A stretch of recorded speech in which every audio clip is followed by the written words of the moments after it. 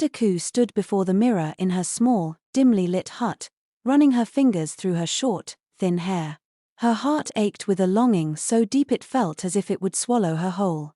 She had everything else: beauty, intelligence, and grace, but the one thing she desired most had eluded her: long, luxurious hair. In the village of Umuaga, a woman's hair was her crown, a symbol of beauty and pride. But Adaku's baldness had made her the target of endless taunts. The village girls, with their thick, braided hair, would laugh and call her Adaku the Bald. Their words stung, leaving her with a deep, consuming envy. She tried every remedy she could find: herbs, oils, even prayers to the ancestors. But nothing worked. Her hair remained stubbornly bald, refusing to grow. One day she stood by the mirror and ran her fingers through her bald hair, just as she always does, as pangs of envy coursed through her. And she said to herself, "Why is my hair like this? Why is it difficult for my hair to grow?"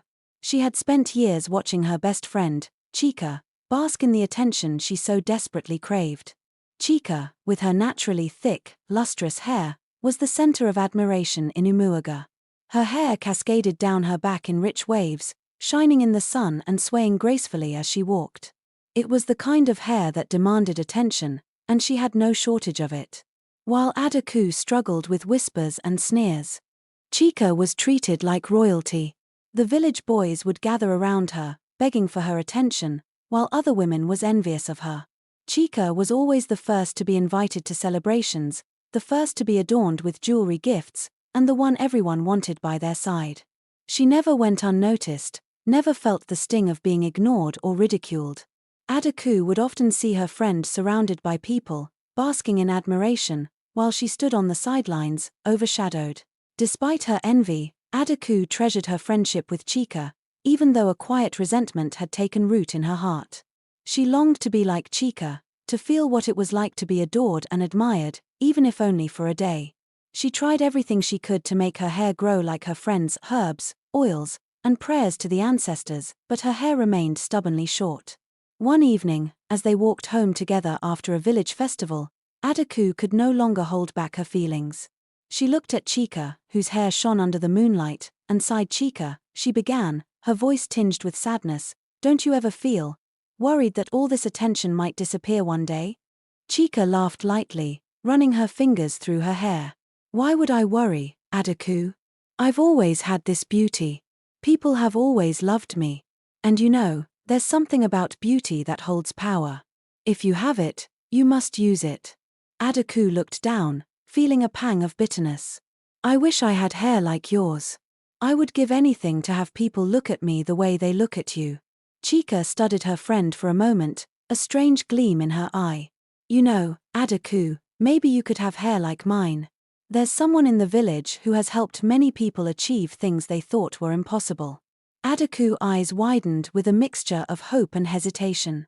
"Who?" Chika leaned in, lowering her voice. "Ifunanya, the witch doctor. She has powers that can change lives.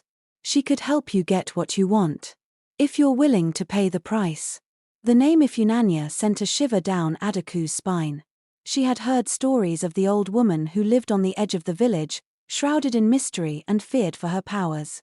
Ifunanya was known to dabble in the spirit world, and the villagers whispered that her remedies often came with hidden costs. But Adaku was desperate. The allure of finally having hair like Chika's, of finally being the center of admiration, was too powerful to ignore. "Have you ever gone to her?" Adaku asked, looking up at Chika. Chika shook her head, a small smile playing on her lips. "I've never needed to. I have all I need." She ran her hand through her own hair once more, as if to remind Adaku of the natural beauty she possessed. "But for you, Adaku, Ifunanya could work wonders. You'll finally have the long, beautiful hair you've always wanted." Adaku felt a mix of gratitude and resentment toward her friend. Part of her was grateful for Chika's suggestion, but another part wondered why Chika would steer her toward such a dangerous path. Still, her longing outweighed her doubts. The envy in her heart had grown too strong, and the idea of finally possessing the beauty and admiration she craved overshadowed any warnings. That night, as she sat on her bed, her frustration boiled over. "Why have the gods cursed me like this?" she cried aloud. Why must I suffer this humiliation? Adaku's heart skipped a beat. She had heard of Ifananya, the village witch doctor known for her strange powers and her connection to spirits. Some said she could cure anything, while others whispered about the eerie spirits that lingered around her hut. But Adaku was desperate. She clung to Chika's words as her last hope. The next morning, with determination burning in her heart, Adaku set out to find Ifananya. The witch doctor's hut sat on the edge of the village, shrouded by dense trees and shadows. As Adaku approached, the sky above it seemed darker, as though the spirits watched from above. The air grew thick with the scent of incense and strange herbs. When she arrived, Ifananya was already waiting, sitting cross-legged in the dimly lit hut, her long dreadlocks cascading over her shoulders like a dark waterfall. Her eyes, black as night, seemed to peer into Adaku's soul.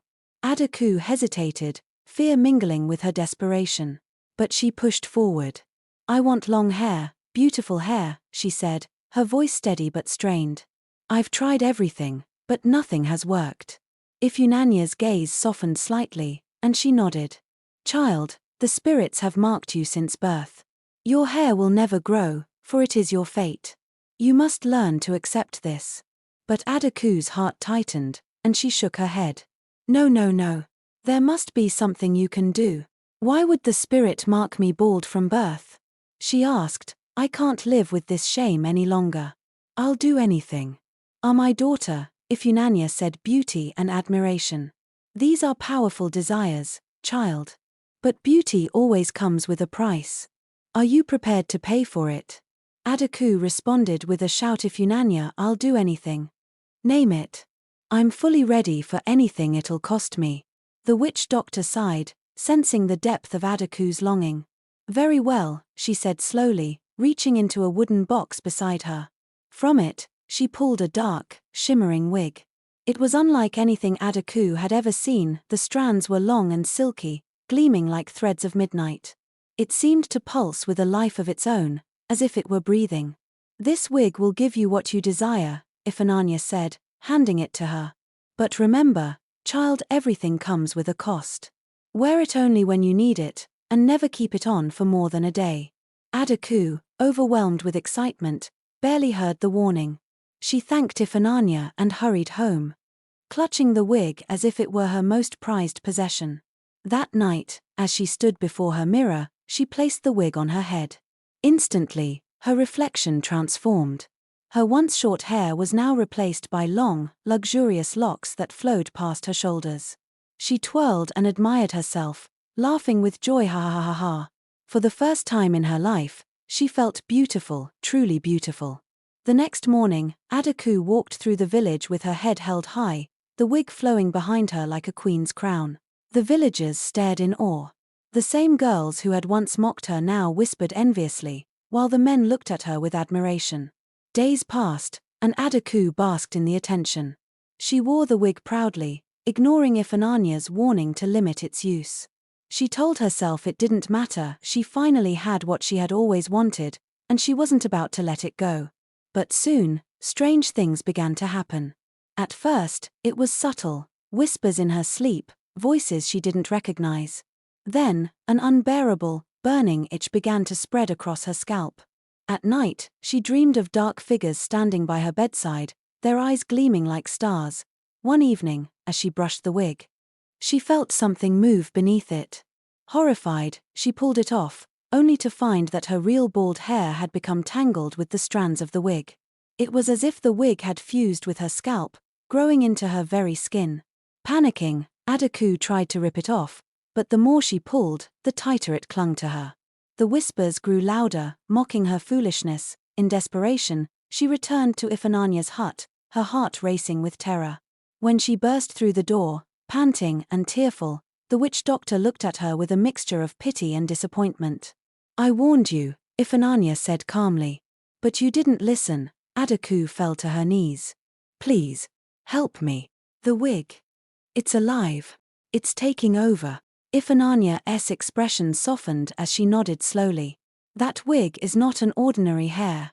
It once belonged to a powerful spirit, a spirit who, like you, was obsessed with beauty and was willing to do anything to preserve it.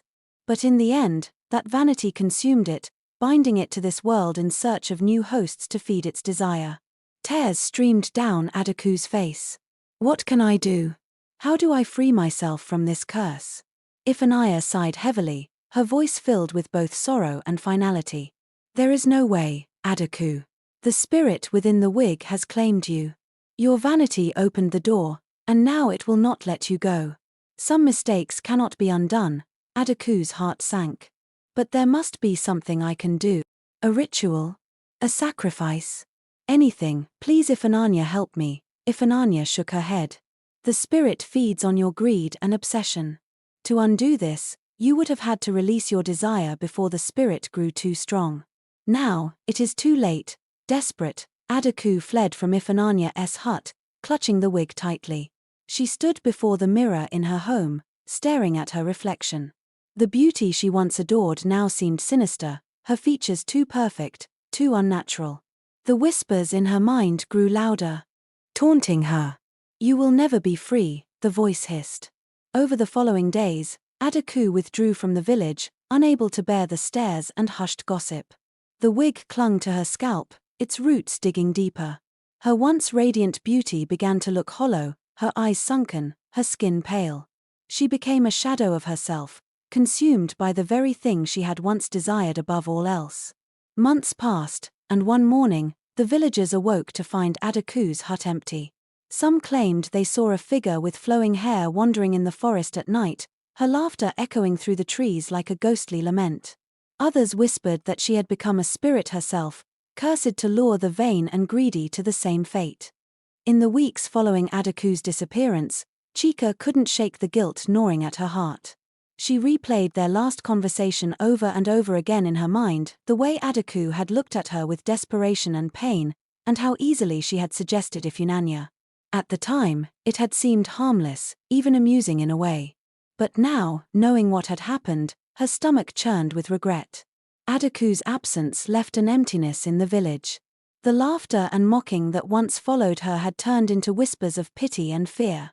Have you heard? Adaku is gone. Some say she was cursed. Chika overheard these murmurs at the marketplace, and each word felt like a knife twisting in her chest. One evening, as Chika sat outside her home, watching the sun dip below the horizon, her younger sister approached her. Sister, is it true? Did you tell Adaku to go to Iphigenia? Chika's heart sank. I didn't mean for anything bad to happen, she whispered, her voice trembling.